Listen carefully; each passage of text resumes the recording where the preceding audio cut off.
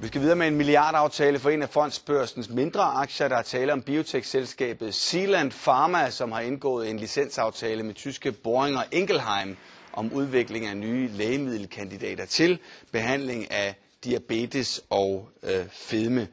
Aftalen indeholder milepælsbetalinger, som man kalder det, på op til 2,8 milliarder kroner. Allerede i år tjener selskabet 150 millioner kroner. Det betød, at Zealand-aktien i dag steg omkring 13%, da fondsbørsen åbnede. Og med i studiet har vi nu Zealand Pharmas administrerende direktør, David Solomon.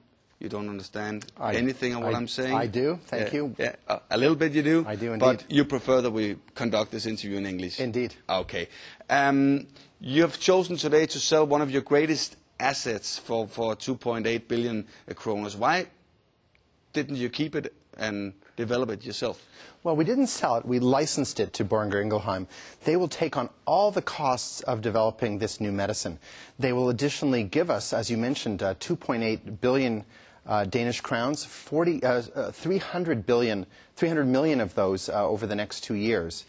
So we're very excited by the financial result for Zealand Pharma, its shareholders, and excited because Boehringer can take this drug to the marketplace and do so very, very well and bring returns for Denmark, for Zealand. Okay, you get, as I understand it, 150 million Danish kroner now. When will you get the rest of the money?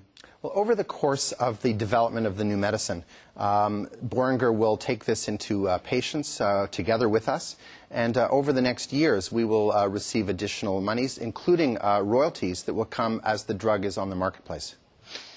Why do you think Boehringer is interested in this drug?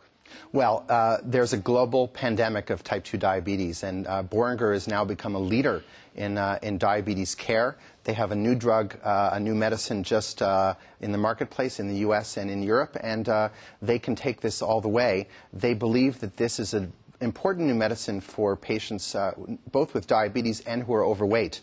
So we think that this is a very, very positive move. So your next project after this, will this be in the same area, so to speak? Well, Zealand is very strong in diabetes care. We have a wonderful tradition in this region with other companies like Novo Nordisk, Zealand, and many, many skilled workers. So we'll continue in diabetes medicine, but we also have strengths in cardiovascular medicine and in gastrointestinal medicine, great offerings for patients and for shareholders. So you mentioned it yourself, Novo Nordisk, great traditions in this areas, in diabetes, in the diabetes area. What can you do that Novo Nordisk cannot do, since you can sell this for 2.8 billion? Well, they're a wonderful company. They do sort of full service. They discover drugs, they sell and market them. We discover drugs and we commercialize them. So we have a tradition of taking a new medicine and getting it into patients every 18 months on average, and then partnering with major companies globally that can sell and market these drugs. So we're that kind of early discovery engine that I think is great value for... But you don't have Novo ambitions? We don't. We have different ambitions. Our ambitions are to discover great new medicines and get them to great partners to get them to the market. David Solomon, thank you very much. Thank you.